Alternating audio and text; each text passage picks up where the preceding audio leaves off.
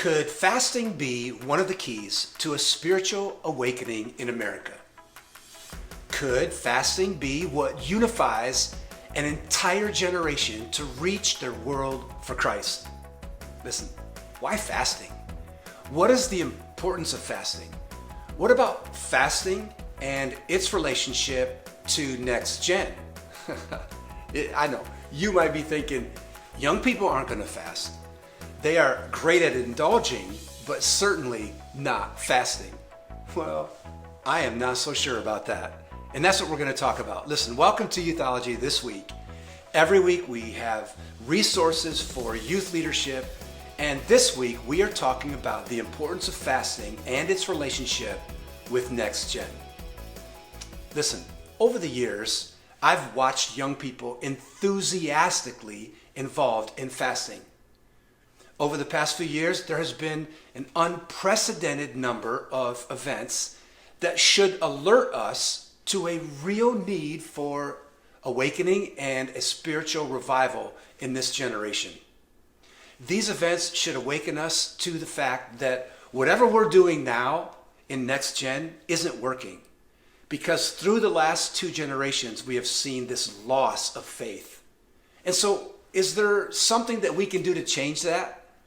I mean, how do we change this world we're living in? Look at the disunity in government, the rise of racism in America, violence in our schools, human trafficking, global terrorism, the financial crisis, and of course, the sexual revolution in America. All of these are taking center stage through the news, media outlets, classroom and office conversations, and of course, the social media that our teenagers cannot get away from.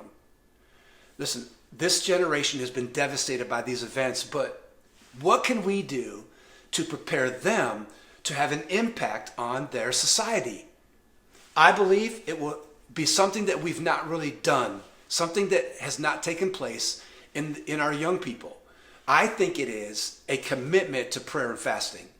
When we as spiritual leaders in next gen call our teenagers to fasting, we will see an unprecedented awakening as never before. Okay? I think that's the key. Listen, let's define what we mean by fasting. One of the things to remember about fasting is that it must be centered on removing food for the purpose of a spiritual movement, a spiritual goal. Although there are many things that we can remove from our lives when it comes to, a spiritual purpose or fasting, removing a delight, things that attract us. In this podcast, we will not get into the context of like media or activities or exercise or time management or even like social relational fasting. Instead, we are going to focus on the fasting of food specifically for the purpose of a spiritual movement, a spiritual growth, a spiritual goal. Okay, so listen, in defining fasting, here are 5 principles from the Bible about fasting. Number 1, Christ did not command us to fast, but he did say, when you fast. He was implying that we should, right? Matthew chapter 6, really powerful story. I want to make the things that Jesus thought were important more important to me, more important to my children, more important to this generation. And next week we will get into this more specifically. We're going to talk about fasting and what that looks like practically. Listen, a couple of decades ago, I started fasting 1 day a week. That has become a constant discipline of mine that has changed my life, changed my thinking, changed my attitude, it changed my spiritual maturity, and it has been one of the highlights of my life. You can call it intermittent or cycle fasting, but it becomes an adjustment every week in your spiritual life. Not to mention the regular detox that comes with it. And listen, I know, although a detox is not the goal of a spiritual fast, it is a byproduct, right? We will talk more about that specifically, okay, as we get into how to begin a fast and what that looks like. All right, number 2, defining fasting. Fasting should reveal what is controlling us. You get that? Fasting should reveal what is controlling us. It deals with the appetite level of our lives. Man, 2 Samuel 12 has a great story. Jonah chapter 3, a great story about how fasting affects our decision making. There are many kinds or types of fasting, as we said. Media activities, exercise, time management, all of that. But listen, true fasting deals with the control, the appetite of sustenance, and specifically changing our food patterns during a fast. Because the key is to break what controls us. Again, we'll deal with that specifically, set that up, how to do a fast, because those are the kind of things that are happening across our country right now in churches. Number 3, fasting should be done to make our spirit attentive to spiritual things and our nature, right, our physical man, inattentive to the physical things for a season of time. Daniel fasted for a season, right? Jesus fasted for a season. Fasting should hurt. That's the discipline part. Listen, fasting is not comfortable. And that's one of the things I struggle with in the American church. We try and make fasting easier, right? We market it. We give people menus and dietary supplements, right? Listen, don't get me wrong. I get it. It is important to teach properly on fasting and to move people at different paces in fasting. But if it doesn't hurt, it's not fasting, right? Listen, instead of looking for supplements and replacements for our hunger, we should be conquering that hunger with prayer and discipline in that moment, not another type of dietary supplement to make the pain go, okay, never mind. Listen, number 4, when we fast, it creates spiritual maturity and ultimately authority in our lives. I love it because Jesus said in Mark 9 that this kind or certain things in our life will only happen through prayer and fasting. Right? So if you're looking at your life, your teenagers, if you're looking at your life and you're thinking, man, I'm not growing, I'm just stuck here. Well, there are certain levels in the spiritual realm that can only be attained through prayer and fasting.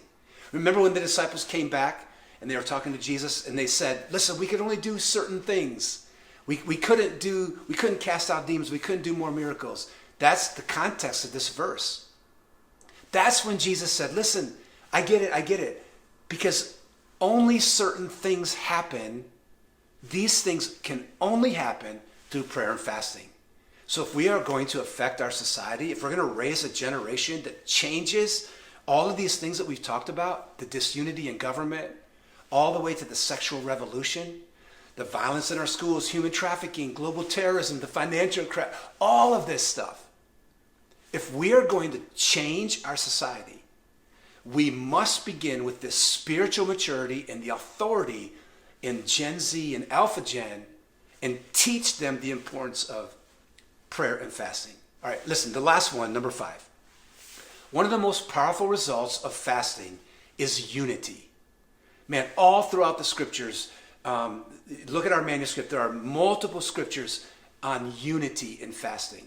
And this is why I love the corporate fast.